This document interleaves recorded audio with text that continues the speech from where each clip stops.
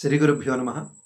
మనమెంతో భక్తితో శ్రద్ధతో దశాబ్దాలు పోరాటం చేసి నిర్మించుకున్న నవ్య భవ్య నిర్మాణము అని చెప్పబడేటువంటి అయోధ్య రామమందిరంలో జరిగిన విరాళాల నిధుల అవినీతి ఏదైతే ఉందో దాని గురించి ఈ మధ్యకాలంలో అన్ని ఛానళ్ళు మాట్లాడుతూ ఉన్నాయి.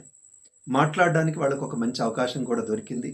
ఎందుకు అవకాశం అంటున్నానంటే, సనాతన ధర్మం పట్ల, బీజేపీ పట్ల, నరేంద్ర మోడీ పట్ల, రాముడి పట్ల వ్యతిరేకం ఉండేటువంటి వాళ్ళు బోలెత మంది ఉన్నారు. వీళ్ళందరూ దాన్ని చక్కగా పప్పు బెల్లంలాగా ఎలా వాడుకోవాలో అలా వాడుకుంటున్నారు. ఈ వాడుకుంటున్నటువంటి సందర్భంలో అంటే విమర్శించడానికి కూడా కొన్ని హద్దులు ఉంటాయి. కానీ వాళ్ళ హద్దు మీరి విమర్శిస్తున్నారు. ఎందుకంటే వాళ్ళు వ్యతిరేకస్తులే కాబట్టి అట్లాగే విమర్శిస్తారు. అయితే ఇక్కడ మరి ఆలయం మీద లేదా ధర్మం మీద లేదా రాముడి మీద ప్రేమ భక్తి ఉన్న వాళ్ళు ఎవరైతే ఉంటారో దాన్ని ఎట్లా స్వీకరించాలో అర్థం కావట్లేదు, ఎట్లా ఎదుర్కోవాలో తెలియట్లేదు, ఏమనాలో కూడా తెలియట్లేదు. వాళ్ళ మాటలను మాత్రం వీళ్ళు భరించలేకపోతున్నారు. భరించలేక ఈ మధ్య కాలంలో నాకు వినిపిస్తుంది, అంటే ఈ వాట్సాప్లో కానీ అక్కడ ఇక్కడ కనిపిస్తున్నటువంటి మాటలు ఏంటంటే, మన వాళ్ళు ఏమంటున్నారంటే, ఏం రామమందిరంలో అయితేనేమో ఇంత మాట్లాడుతున్నారు, నోరు పెగులుతోంది, ఇంతగా లేస్తోంది, ఇదే ఒక చర్చిలో, మసీదులో, మదర్సాలో ఎన్ని జరుగుతున్నాయి మీకు తెలుసా? అసలు వాటి గురించి ఎందుకు మాట్లాడటం లేదు మీరు? వాటి గురించి అయితే మీకు గొంతు పెకలదా అని మాట్లాడుతున్నారు. ఇది నిజంగా చెప్పాలంటే వీళ్ళు బాధతో మాట్లాడుతున్నారో ఎట్లా మాట్లాడుతున్నారో తెలియదు, కానీ అది సరైనటువంటి పద్ధతి కాదు. ఎందుకంటే ఎవరైనా ఒక ఇంట్లో మనం గమనిస్తూ ఉంటాం కదండి, మీ పిల్లవాడు దొంగతనం చేశాడు అని ఎవరైనా అవతలి వాళ్ళు మన మీద మనకు వచ్చి చెప్తే మనం సహజంగా చేసేది ఏ ఇంటి వాళ్ళైనా ఏం చేస్తారంటే, అరే లేదండి మా వాడు అట్లాంటి వాడు కాదు, ఏదో ఒకసారి చూస్తాను, నేను పరిశీలిస్తాను, కాకపోతే నేను వాడి బుద్ధి చెప్తాను, నేను కనుక్కొని చెప్తాను. ఇది మనం మాట్లాడే పద్ధతి. కానీ అదే తండ్రి ఉండి మీ పిల్లలందరూ మంచివాళ్ళ, వాళ్ళు మాత్రం దొంగతనాలు చేయట్లేదా, మావాడు చేస్తేనే తప్పయిందా అంటే ఇంకా దానికి సమాధానం ఏముంటుందండి.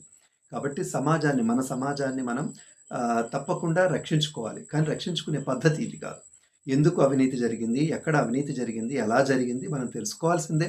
దాని గురించి అందరికీ బాధ అవుతున్నమాట వాస్తవమే. కనుక తెలుసుకొని అలా జరగకుండా ఉండడం కోసం మనం ఏం చేయాలో అది చేయడం కోసం సిద్ధంగా ఉండాలి. మనం ఒప్పుకోవాలి, ఇలా జరగకుండా చూస్తాం, ఇంకా ముందు ముందు మీ మాటలు అంటే మీరు ఇట్లా మాట్లాడే అవకాశమే మేము ఇవ్వం, చూసుకోండి కావాలంటే అని ఇట్లా మాట్లాడడంలో అర్థం ఉంటుంది. కానీ మనం వెనక్కి రావడం కోసం మీరు కూడా దొంగలే కదా అంటే, రేపు ఒక సందర్భంలో వాటన్నిటి మీద కూడా దర్యాప్తు జరిగి, సిబిఐ దర్యాప్తు లాంటిది ఒకటి జరిగి వాళ్ళందరూ కలిసి లేదండి ఇవన్నీ కూడా అవినీతి సంస్థలే, మదర్సాలు, చర్చీలు ఇవి కూడా అవినీతి సంస్థలే అని చెప్పారనుకోండి. చెబితే ఓహో అయితే మీరు అవినీతి సంస్థలు అయితే మావి కూడా అవినీతి సంస్థలే, చెల్లుకు చెల్లైంది అంటామా? అది సరైన పద్ధత? కాబట్టి అట్లా కాదు, దాన్ని ఎదుర్కొనే విధానం కాదు.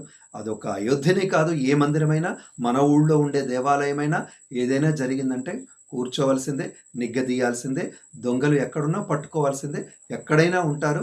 ఆ మాటకొస్తే చెప్పులు ఎక్కడ పోవు, దేవాలయంలోనే చెప్పులు దొంగతనం జరుగుతుంది. అందుకే చెప్పులకు భద్రతా స్టాండ్ ఏర్పాటు చేస్తున్నాం. అట్లాగే ప్రతి విషయంలో జాగ్రత్తలు తీసుకోవాల్సిందే, ఎక్కడ కూడా నిర్లక్ష్యం పనికిరాదు. ముందు మనం తప్పును తప్పుగా ఒప్పుకోవాలి, తర్వాత సరిదిద్దుకోవడానికి సంసిద్ధంగా ఉండాలి.